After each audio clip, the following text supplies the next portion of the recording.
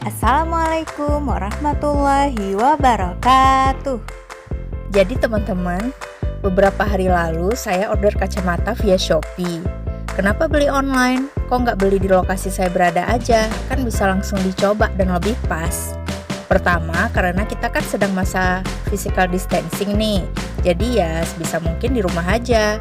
Terus yang kedua, karena dalam setahun ini aja kacamata saya sudah 3 kali patah, ditarik dan dimain-mainkan sama bungsu kami. Dia lagi masa-masanya suka ambil ini itu, kepo ini itu sama apa yang dilihatnya. Lihat ada sesuatu di mata uminya, ya kepo dia, ditarik kadang dilempar.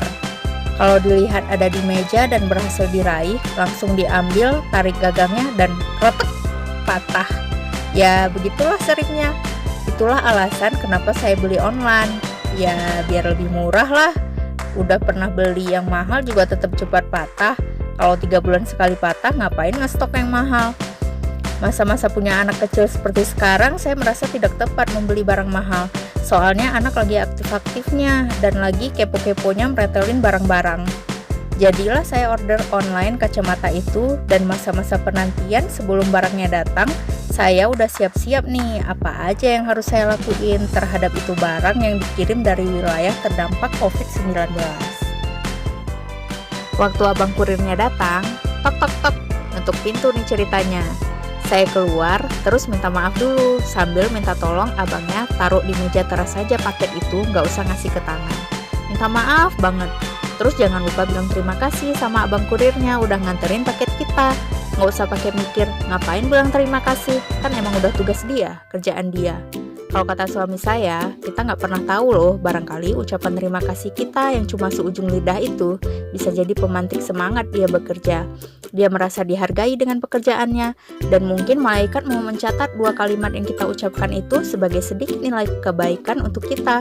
Kita nggak pernah tahu, bilang aja sih, kan cuma 2 kata. Lalu setelah kotak paket diletak di meja teras atau dimanapun yang bukan tangan kita, ambillah desinfektan lalu semprotin itu paketnya. Yang rata ya, nggak ada desinfektan, yuk bikin sendiri. Pakai Baiklin di rumah aja yang buat memutih baju itu loh teman-teman. Campurkan 95 ml Baiklin dengan 905 ml air untuk jadi 1000 ml desinfektan. Gampang banget kan? Tinggal semprot ke permukaan barang-barang di rumah kita yang sering disentuh. Kalau merasa belum steril-steril amat, coba biarin itu kotak di bawah sinar matahari selama kurang lebih 30 menit. Karena si virus SARS-CoV-2 ini paling gak tahan sama panas. Insya Allah dia gak kuat dan mati sama sinar matahari itu. Habis itu buka paketnya, kertas pembungkusnya langsung dibuang di tong sampah luar rumah. Semprot lagi tuh isinya sama desinfektan. Kalau perlu jemur juga isinya. Ini nggak lebay. Kalau saya pribadi nggak mau anggap remeh virus ini sih. Semoga teman-teman juga ya. Nah, habis pegang-pegang isi paket, tangan kita jangan lupa dicuci lagi pakai sabun selama 20 detik.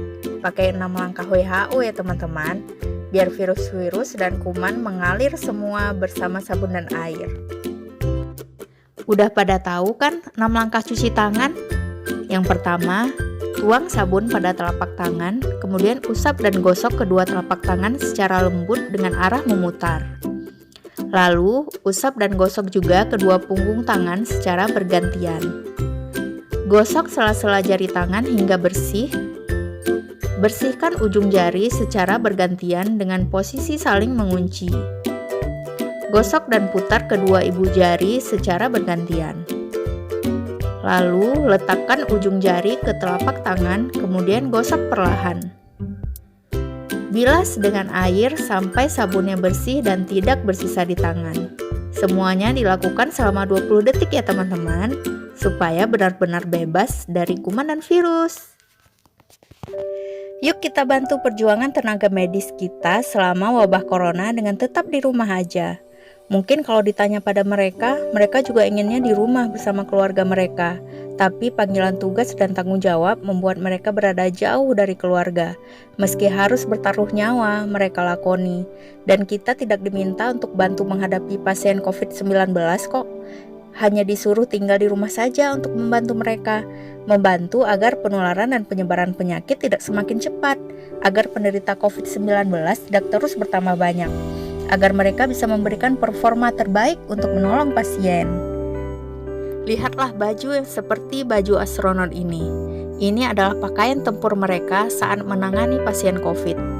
Tahukah teman-teman, jika sudah memakai pakaian ini, mereka tidak bisa minum, makan, atau buang air kecil sampai tiba waktunya dibuka.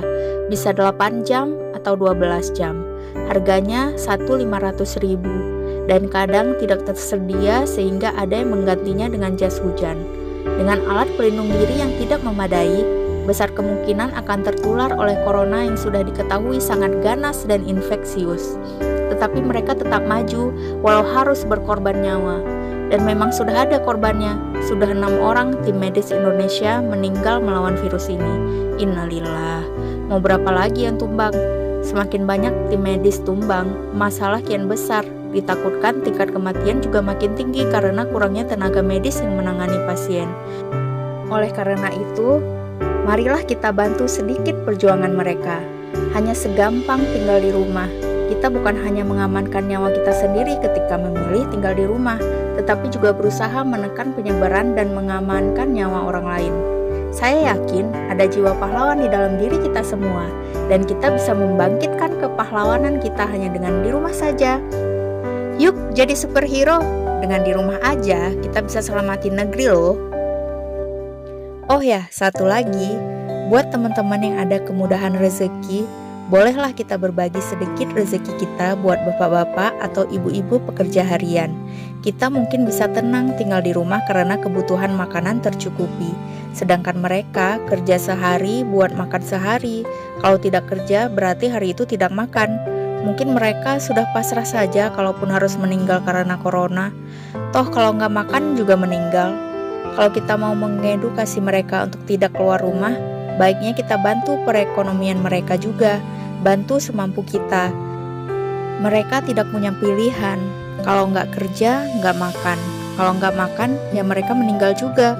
Makanya kebanyakan jawabannya sama.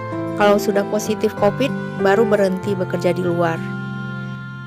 Mari kita bahu-membahu, saling membantu dan berjuang sama-sama melawan virus SARS-CoV-2 ini. Sambil berdoa buat bangsa dan negara kita supaya selamat dari wabah ini.